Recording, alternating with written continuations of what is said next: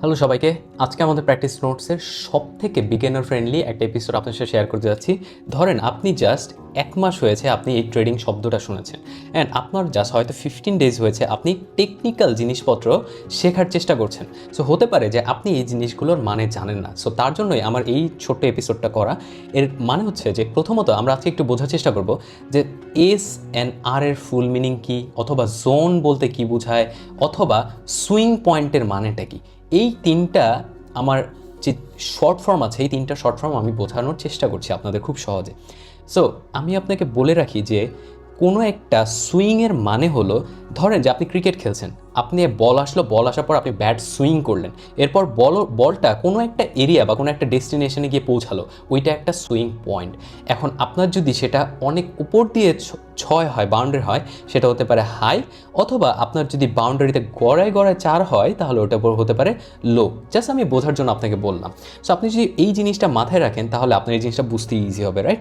So প্রথমত আমরা খেয়াল করলাম প্রাইস এখান থেকে এ পর্যন্ত আসলো, রাইট? মেজর যেগুলো, মাইনরের কথা বলছি না, মেজর।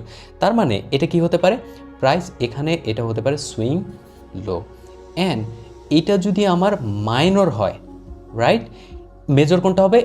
এইটা হবে আমার মেজর, এইটা হবে আমার মেজর, রাইট? তার মানে এই যে পুরো সুইংটা দিল বা পুরো পজিশনটা আমি পেলাম, এটাই আমার সুইং পয়েন্ট। তাহলে যখন হাই ক্রিয়েট হচ্ছে তখন এটা আমরা বলবো সুইং হাই, যখন লো ক্রিয়েট হচ্ছে তখন আমরা বলবো সুইং লো, রাইট?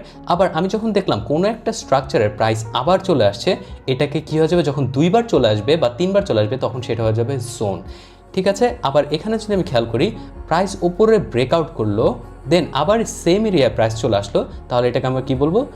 জোন। আরেকটা জোন কোথায় আছে? আরেকটা জোন হচ্ছে এই জায়গায় আছে, তাহলে এটা কি হবে? এটা হবে একটা জোন। এখন সব জায়গায় তো আর জোন হতে পারে না, রাইট? এটার একটা নাম হতে হবে, যে এটা কি এস জোন অথবা আর জোন। অ্যান্ড এস এর মানে হচ্ছে সাপোর্ট, অ্যান্ড আর এর মানে হচ্ছে রেজিস্ট্যান্স, রাইট?